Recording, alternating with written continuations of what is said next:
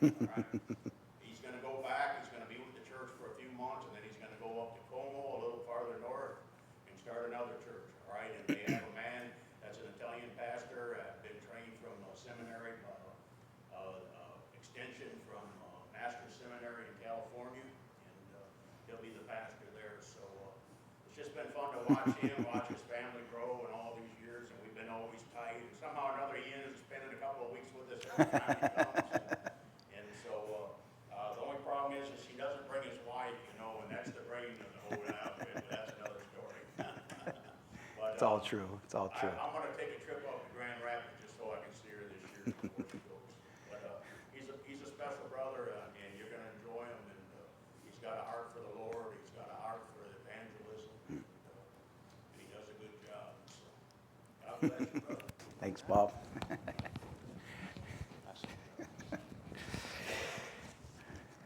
Well, thanks for those words, Pastor McNutt. And he's been trying to get rid of me for 20 years is the real part of the story, but I keep coming around like a bad penny, somebody told me this morning, so friendly guy.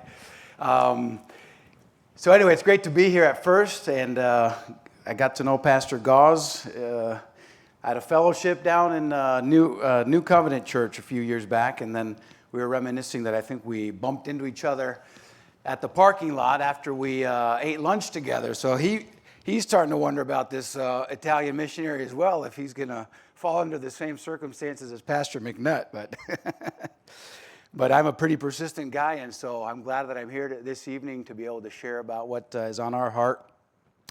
And our heart is really a heart for Italy, a heart for the country of Italy. A needy mission field. I don't know, have you any of you ever heard a missionary presentation about Italy?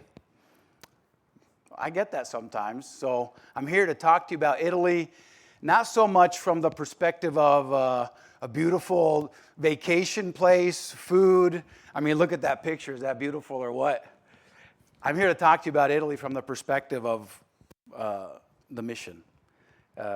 And it is truly one of the most needy mission fields that you could imagine. So this is where we are, the town that you see there highlighted as Rozzano, and it's on the southern part of Milan. And there on the bottom left, you can see where we stand in the whole European picture there. And I won't go through the whole story, but by God's providence, not by accident, although sometimes we wondered, we landed in Rozzano, Milano, Italia, 20 years ago. 2006, Luca was born in 2005. That's when we were at Pastor McNutt and Arlene's church. And then we moved to Italy in 2006, and the girls were born. I'll show you that in a minute. But that's where we call home because we've been there for 20 years now. Just a little bit about Italy. Here you can see some statistics. That, by the way, is the Duomo di Milano. It's the second biggest church in all of Europe. St. Peter's, the Vatican, is number one. But there you just have some statistics about Italy, less than 1% evangelical. So when you're talking about how much the gospel has entered into a country, when you're talking 1%, you're barely there. So I kind of use the illustration. In the States, there's a group of people that have a 1% representation, and they're the Wiccans. I don't know if you've heard of the Wiccans. Have you ever met a Wiccan? Some of you have. Some of you haven't. So the parallel is you can live your whole life in Italy and not run into a born-again believer because they're just so few and far between. My fellow pastor, Paolo, I'll talk about him in a second. He's worked at a bank for his whole career, and whenever he would be in a situation with clients or at a bank, he was always, he's my age, 47 now, he was always the first Christian that any of these people had ever met in their lives. So that just gives a little bit of a picture of the need. Entire cities of 50,000, either without believers or with a handful of believers. When we arrived in Rozzano, 45,000 people, no church, no evangelical church. Catholic churches up to wazoo, as you can imagine. But there's cities like that all throughout Italy that have not a single church. The church that it does exist is very divided, very discouraged. Unfortunately, the Italian church, it doesn't have a very long history. The mission field of Italy really only goes back until after World War II, when after really the American forces liberated Italy from fascism, a lot of those service people came back to Italy because they saw the need and they started churches. There's a guy down in Sicily.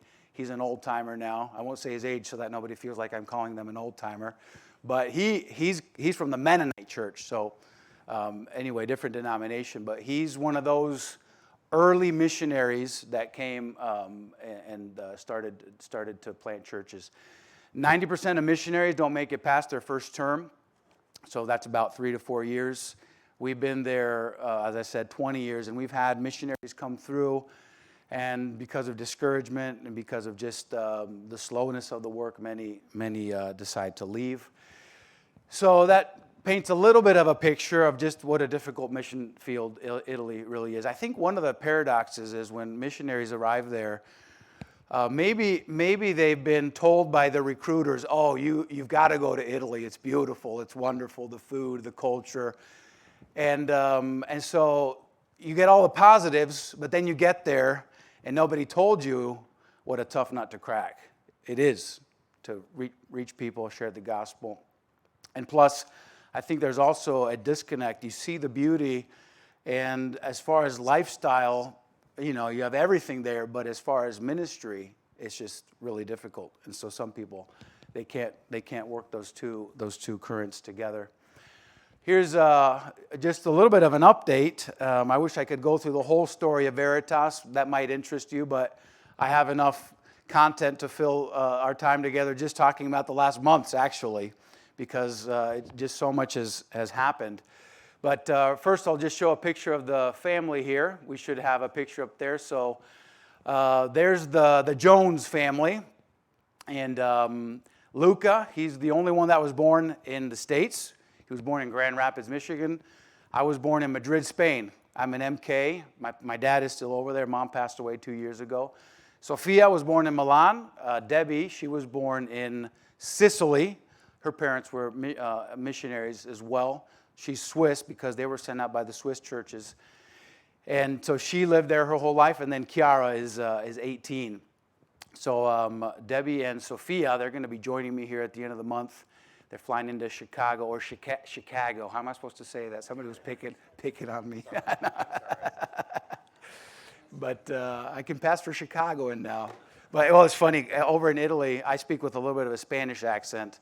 So when I'm talking to people, there's 32 regions in Italy. So when they say, well, you didn't say it right, I can always come back and say, that's how we say it in my parts. And they can never say anything because they don't know. Maybe I'm from some region of Italy or whatever. But so that's the Jones family. We've been there for 20 years. And as I said, it's been an amazing last couple of months. We just went through a tremendous building project. There you can see, as Pastor McNutt said, a diamond in the rough, And the first times, Paolo and I, we went to see it. And I had more of the visionary goggles than he had. Like I could see beyond, the crumbling walls and the crumbling floors. He could too. He was with me on it, but it was a diamond in the rough. Let's put it that way. So this is one of the first pictures we took after we went through a whole process of, signing up for an auction, fundraising for that auction, winning the auction, having a building after having won the auction and saying, now what? But you can see the people are still smiling there, so it must have been really close to when we actually won it. Well, the building was a movie theater, and then it was a nightclub. And so here you can see just the inside. It was pretty messed up, but an incredible location because it was the only cinema, like this building was probably 50, 60 years old. It was the only cinema, so interacting with some of the dads that would be my age, they remember going to this place and watching the movies. And so everybody knows where Spazio Aurora is. And now it's Chiesa Veritas, but it was just a godsend. It was just a godsend. That picture doesn't make it look like it was a godsend, but it was a godsend. And so here's just some pictures. I don't know if there's anybody interested in construction, but I'll tell you, I got a 10-year experience reduced into 6 months experience of contracting, and I mean we were doing it all. And here's the before pictures, demolishing, and here's some of the finally building up. Here's a picture of our baptistry, and I don't know, it was just interesting. I don't know if you guys use these building techniques here in the States, but to make the platform, we made these little stools, and then you pour cement into those stools. So you save on cement, and you kind of fill all those holes, but you're probably not as interested as I am. And so here's the drywall going up. I'll just go quickly through these. Just a total transformation of this building. And then here we're getting closer to the day of our inauguration. And that was the last picture we took at our old meeting place. And that's the meeting place we were in for 13 years. And a little bit of a mixed emotion for that day. That's the building where we started out, and we started the church. And we started in our living room, and then we made it to the library. But in that building, we started out like 5 people. There were 5 people that were meeting in the Redeemed Garage, as somebody called it. And that was the congregation on the last day, just last year in June, when we met for the last time there. And then we had our first church service. There's Paolo. He'll be the man who's taking my place. Who can quote Proverbs 16:3 in English? Entrust your works to the Lord, and He will give you success. And so Proverbs 16:3, that's the verse that accompanied us from all the way January, really December of 2021, all the way to inauguration, June 2024. And I'll tell you, it was such an experience. We started out with the building project. We knew we had a need. Congregation was growing. We didn't have money. We didn't have a building. We didn't have anything really. But we knew that the Lord was on our side. And it was just exciting to be able to walk through that with the church. I'll just throw it out there. You already know this, but it's worth it to take steps of faith. It's scary, but you step out onto that invisible plank, and it's always worth it. God always answers, and that's what we experienced. There were some nerve-wracking moments there, but by God's grace, this was the end result of the building project. And here are just some of the young people in our church. And so that was June, and then we had our big inauguration, the big inauguration of the new building, and we invited all the people from around town. People flew in from my dad's church in Spain. Some of the guys, the leaders over there, came over. Here's just some pictures of some Italian leaders that were there as well, encouraging us. And here's a picture of the mayor. Received an evangelistic booklet, Ferretti. Interesting guy. He's the one that came to our Christmas program in 2021. And as he was leaving from the Redeemed Garage, he said, "Keith, there's a building that's going up for auction, and maybe you can put in a bid." And so he really had a heart for us, which was unusual, because other mayors that I talked to, where other missionaries were working, they got a lot of antagonism. But Ferretti, he really helped us out. And here we're just having some cake, some food. Italian Christians are a lot like Baptists. Everything we do is accompanied with food, so we have that in common. Well, another thing that happened just shortly after our inauguration was the young man you see in that picture. His name is Manuel Mastrapasqua, and I don't know if you can read the words there. Manuel Mastrapasqua's funeral, and in October, this young man was killed on the streets of Rozzano, and there's a picture of him celebrating his birthday in our old building. He hadn't been to church for a while. It's about 3 years. He'd come through, and he'd done some Bible studies with Paolo, which is another Paolo up there. You can see him. But it was really surprising when, obviously, this tragedy happened, and then the family called us to do the funeral, called me to do the funeral, and I was surprised by that. But I remember the day after this happened, I was driving around Rozzano You can remember Rozzano because we're supported by the church in Roxana. I always say Rozzano is the Italian Roxana. Roxana is the American Rozzano. So anyway, but I was driving through Rozzano there, and I texted Debbie, and I said, something went down last night. The scientific police was out, and they had it all lined off, and just went throughout my day. And then on my messages started to pop up that it was this Manuel who had been part of our youth group. And so anyway, this funeral made national attention. Here's just a picture. There were about 300 people in the building, about 1,500 outside, and then there were various people live streaming. So I think the gospel went out to about 50,000 people when all was said and done. And here's just some independent agency that was present. And it made national attention, as I said, and this was just, it's unbelievable to think how things developed. In June, we got in first services. September, we had our inauguration. In October, this happened.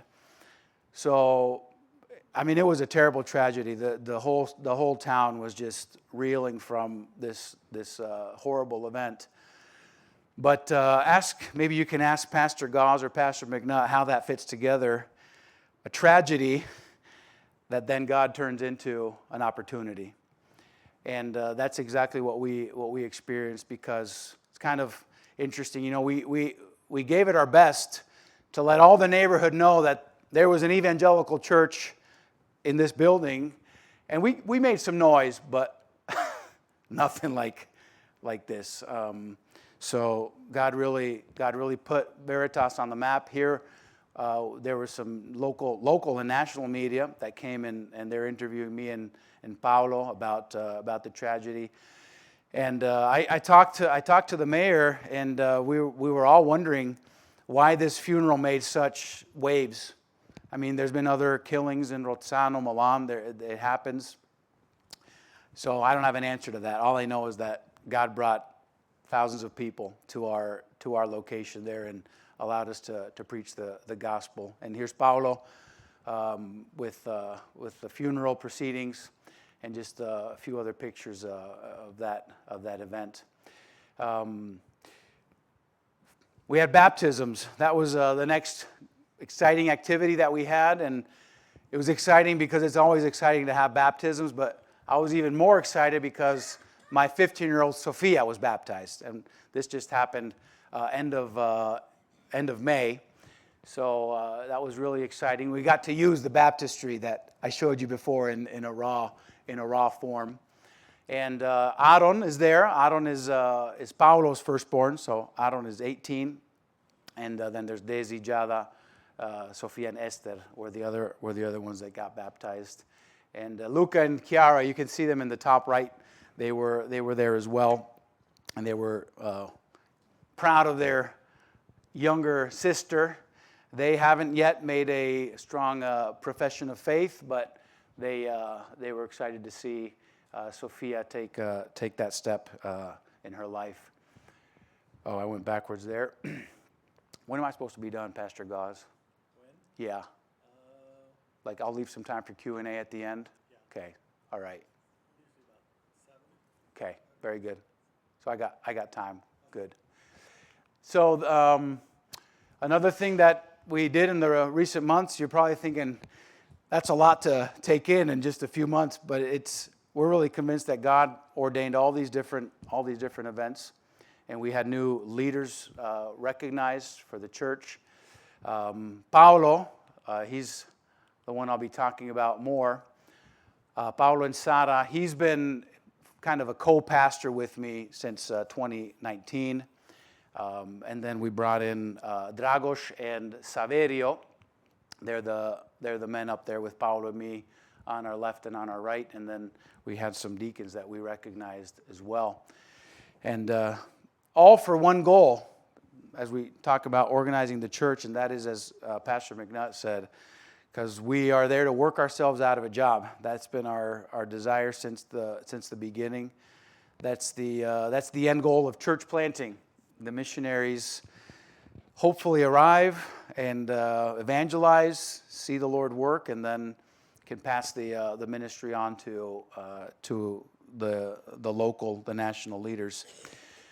The story of Paulo is an amazing story. I wish I had time to go through all the ways that God opened doors so that Paulo could be the leader that will lead Veritas. As I said, Paulo has been a pastor with me since 2019. We met in 2014, and as soon as we met and got to know each other, he had a strong call. He said, "Oh, Keith, I wish I could be a pastor." He worked at a bank, still works as a freelance in banking, but he just thought this is impossible. Not for lack of faith, but because all the doors that would have to open, job-wise, church-wise, finances-wise, it just seemed impossible. But he made a trip with us last year. We went to Grand Rapids, and we just started to ask the Lord to open doors. And I talked about Paulo to our churches, and the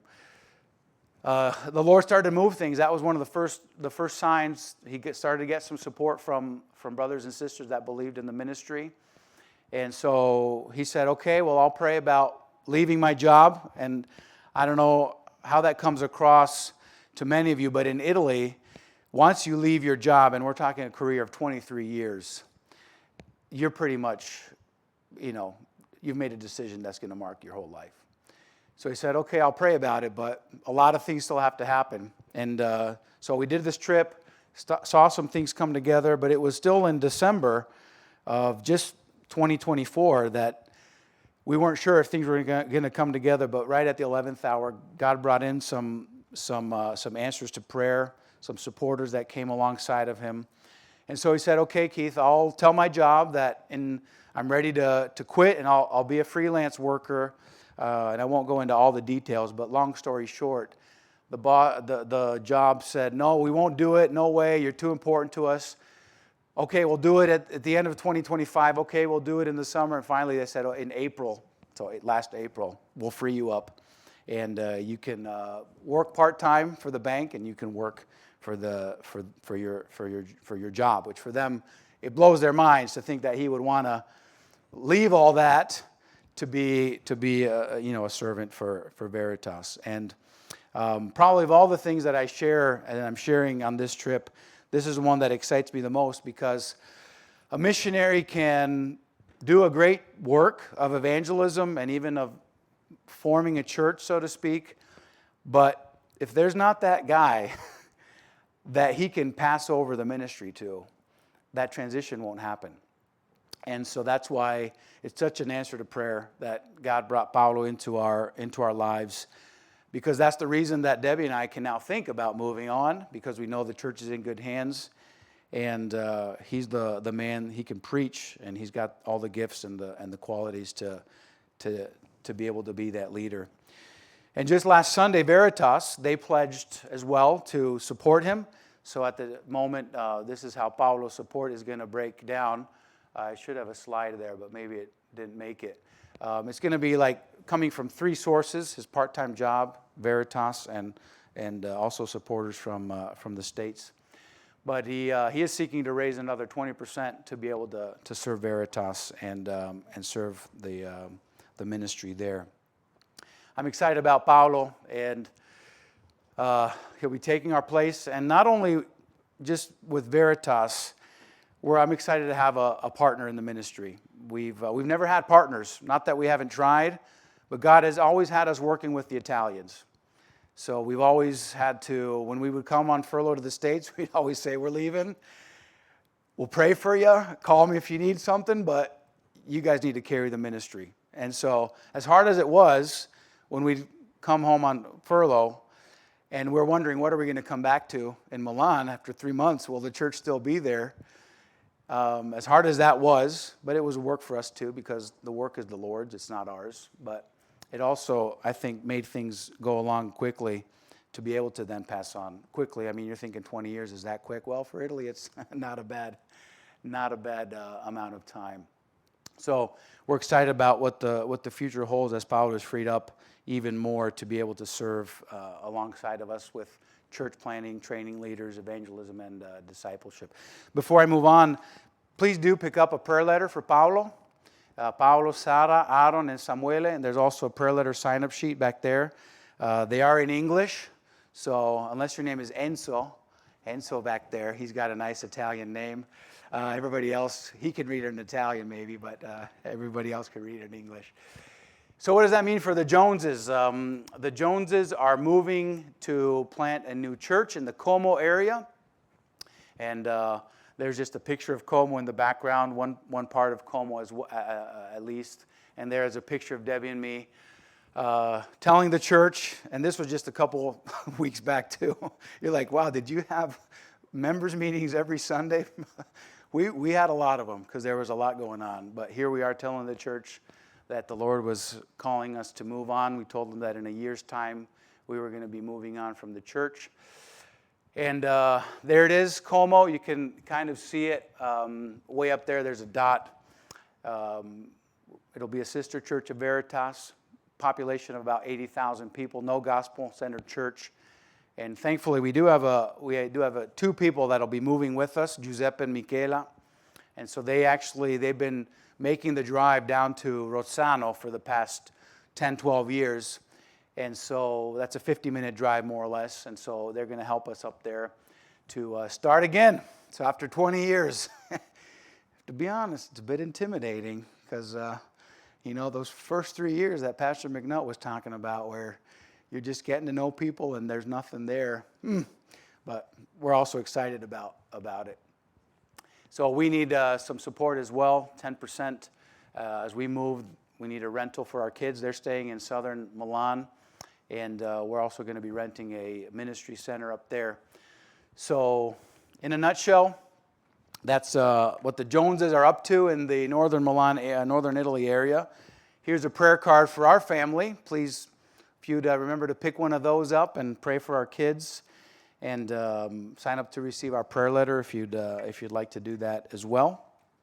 And I guess I'll open it up for some Q&A. And if I see that I need to offer a few more prayer requests because all your questions have been answered adequately, I can do that as well. But I wouldn't want to take away time if anybody has questions about our work, about Italy, about anything, really. So any questions? Are you guys independent? We're with the Mission Board. It's called IBM Global, Independent. It's now Indigenous Baptist Missions Global. We were with EBM. I don't know if I know it's like an alphabet soup, but then we went with IBM Global. They're out of New Hampshire. And so they're smaller outfit, but we've been with them for about 12 years.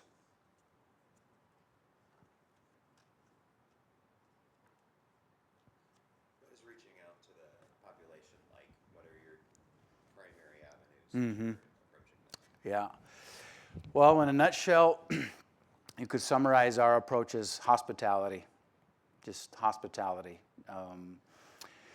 How do you reach Italians? So you start at a negative with them because just for them to have ears to hear, so to speak, of what you're saying.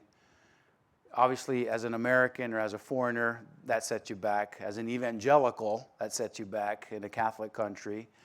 As a religious person, a person of faith in a secular context, because that's really the Italian, especially in Milan, is really, they're a secular mentality, which just means they have no room for God in their lives. So if you talk about prayer, why in the world would I pray?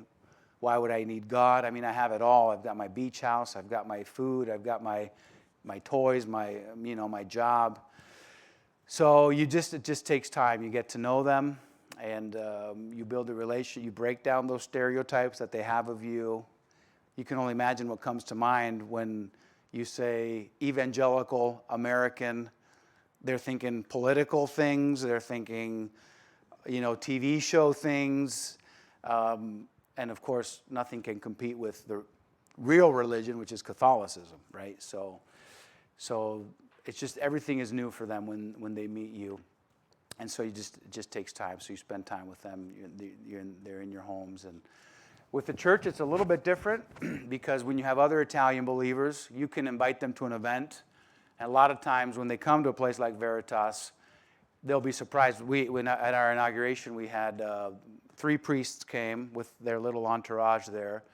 And one of the priests, he came in and he saw, because we have young families and young people, and the priest said, "How do you get all these people in here? Our churches are empty." He told one of our leaders, Dragos. And Dragos, I don't know what the priest understood, but Dragos said, "Well, we just talk about Jesus and about following Jesus." And the priest probably wasn't impressed with that answer. He was probably looking for some kind of a, I don't know, magic secret or something. But hospitality, just, going out of your way to spend time with people. People in Milan, I've lived in various big cities. Never lived in a city that's so fast-paced, so people have so little time. We have Milan proper is about 6 million, and we have one ring that goes around it, so traffic is terrible. And I think that's a big part of the problem, why people are always running. But so you have to really think and go out of your way. You're running, they're running. How can you just stop them for a second and exchange, a few words? How are your kids? And then maybe have a coffee with them, maybe get together as families. But there's no real secret. As missionaries over there, we all say if there was a silver bullet, we'd all be using it. But the successful, if you can use that term, is the ones that have stayed over the long haul and just loved the people. Not let bitterness take in, because you get rejected so many times.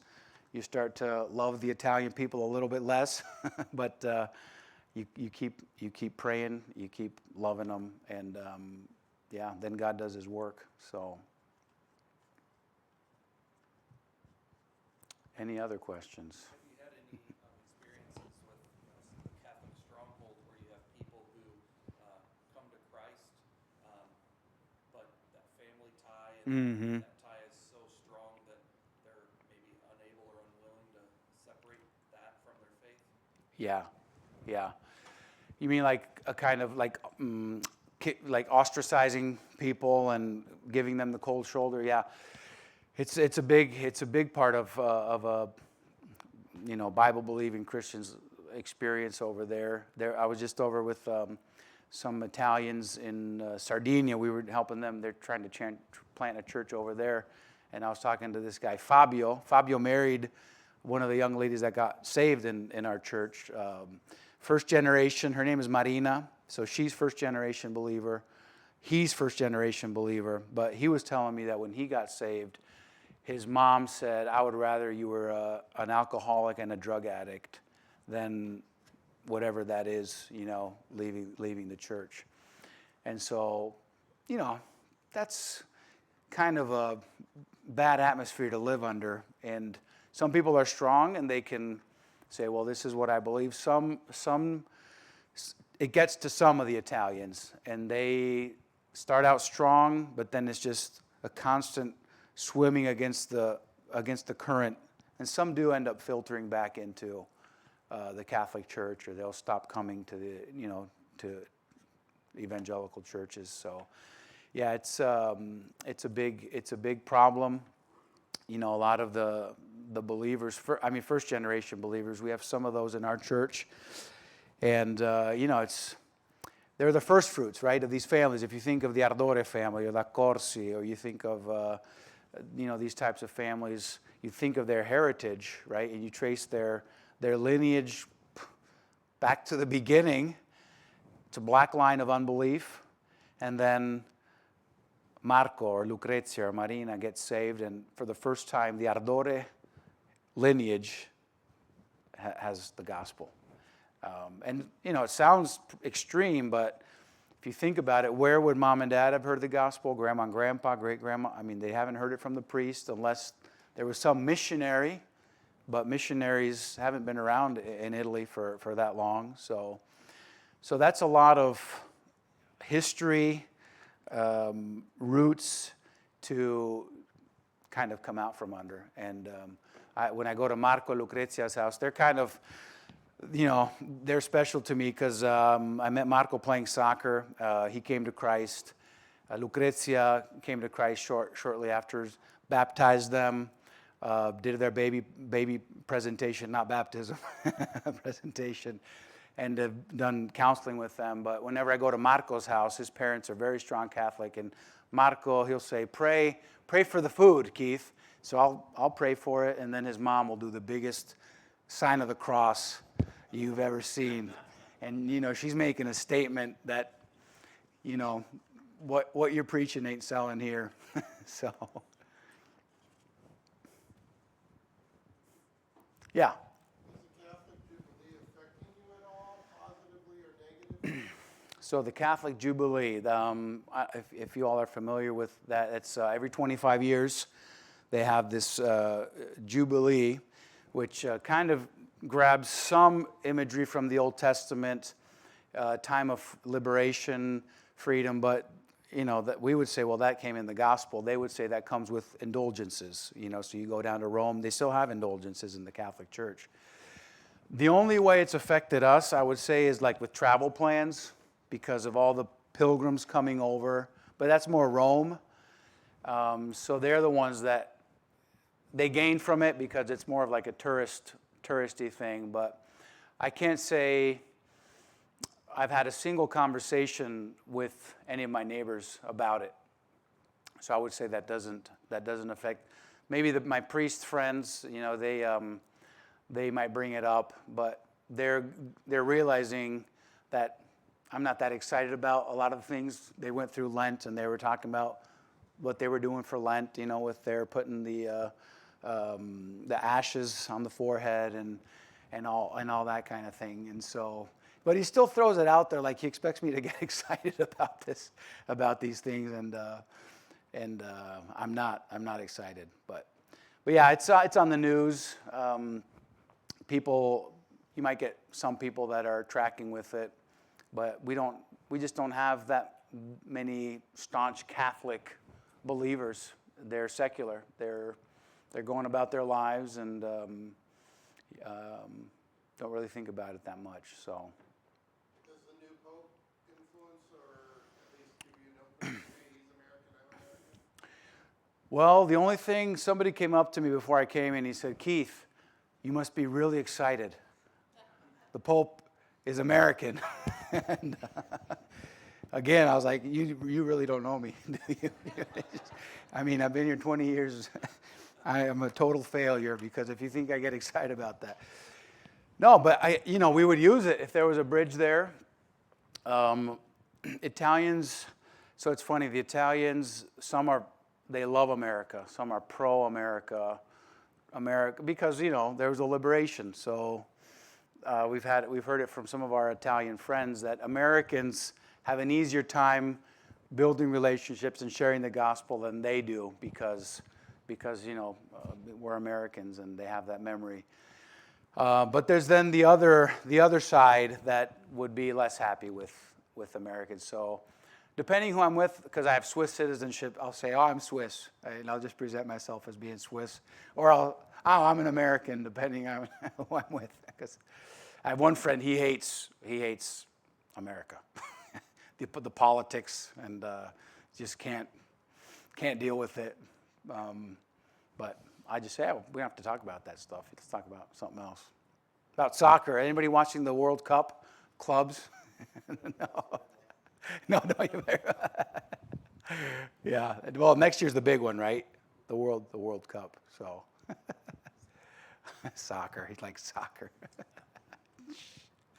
I got him to watch some the other day with me.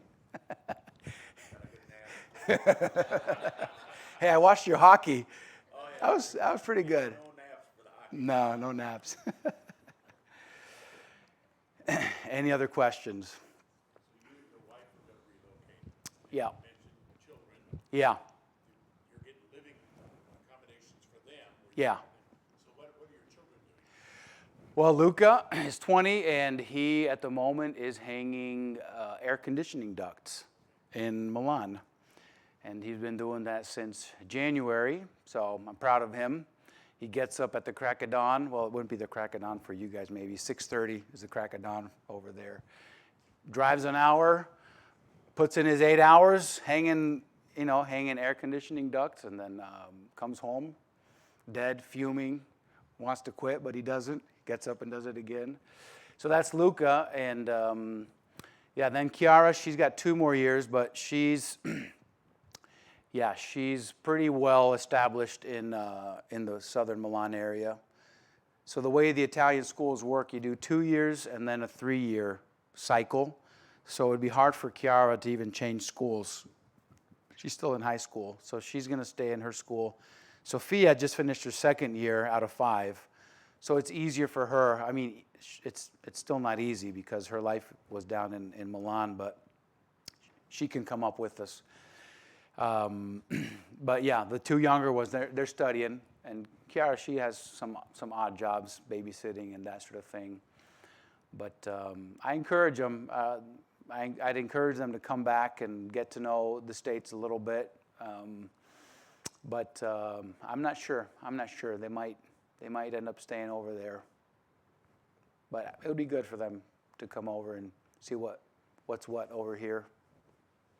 But maybe, you can pray for that too, that our kids can figure out. It's hard when you're at that age. I mean, it's hard to, if you only have one country to decide, where am I going to go? Where am I going to do?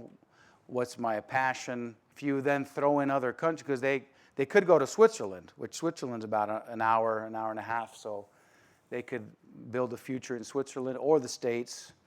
So they kind of are a little bit disoriented sometimes with what they should do, but they'll figure it out.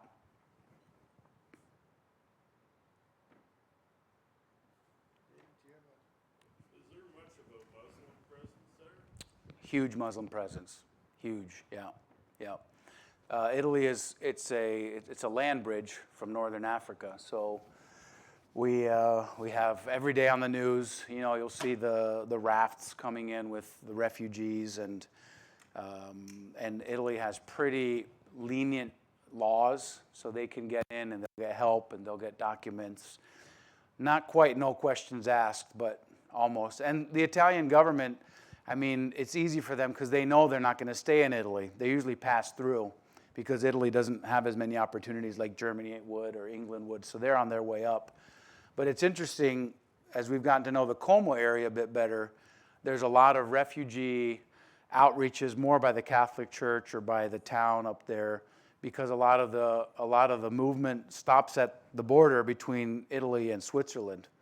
And so that's been an interesting insight, which will undoubtedly impact what we do up there too. But yeah, Italy has a big Muslim population. I would say not quite like some of the other countries you might see. England, some of the parts of England.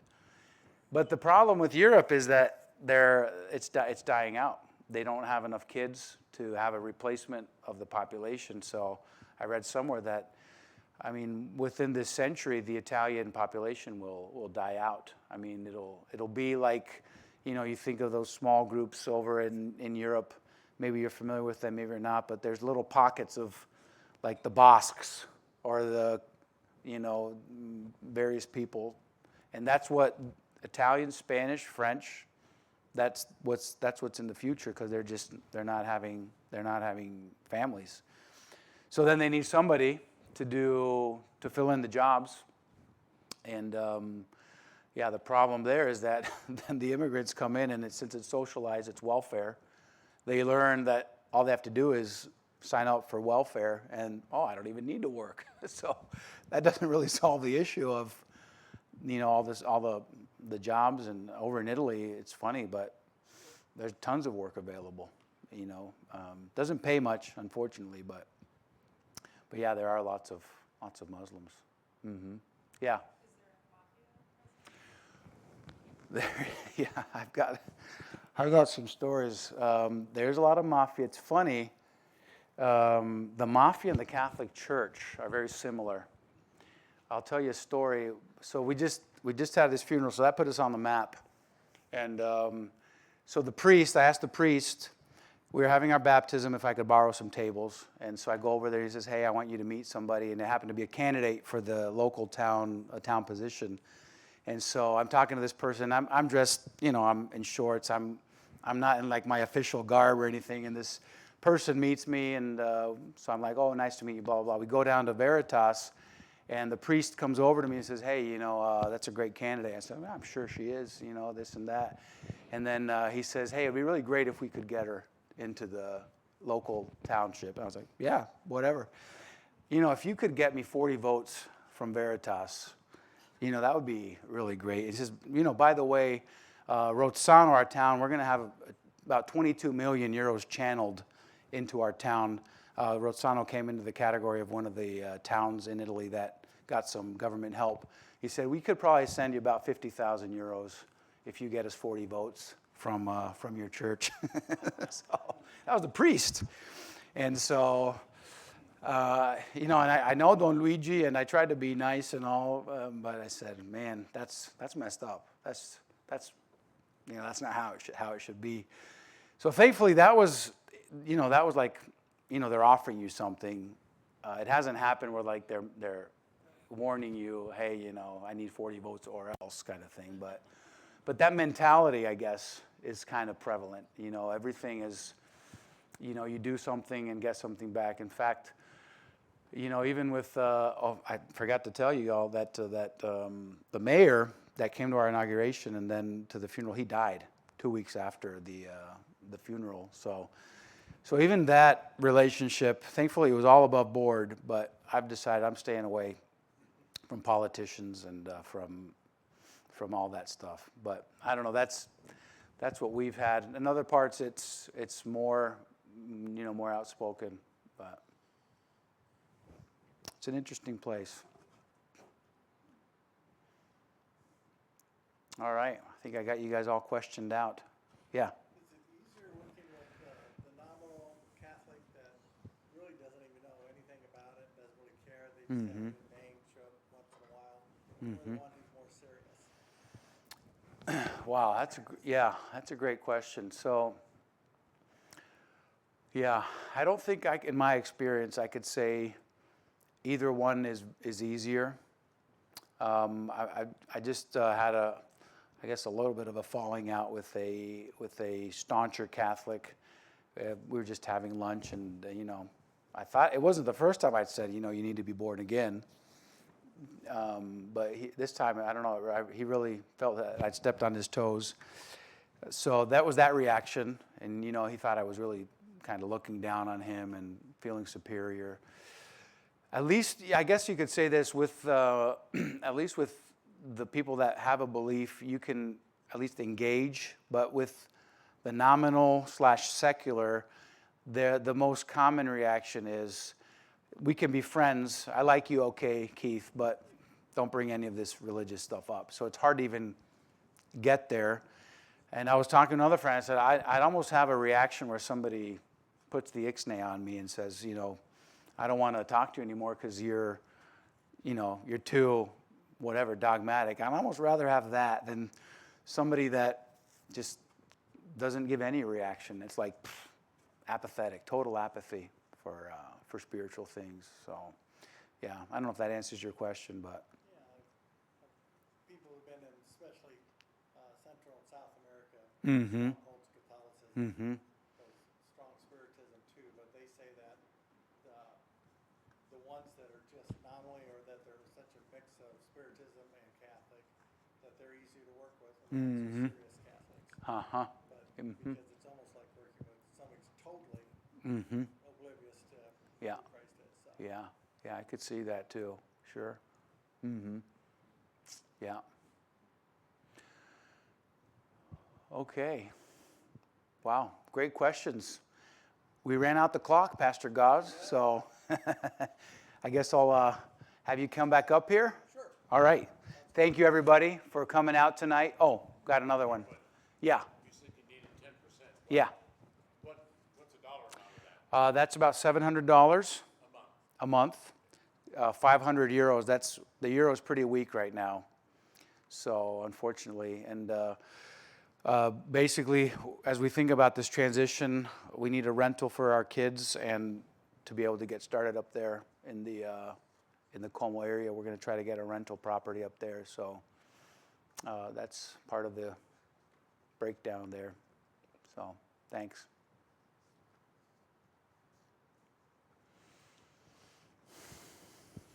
Are we set? Thanks. Again, thanks everybody. I know you took out of your evening to be here with us, with me, so I really appreciate it. God bless.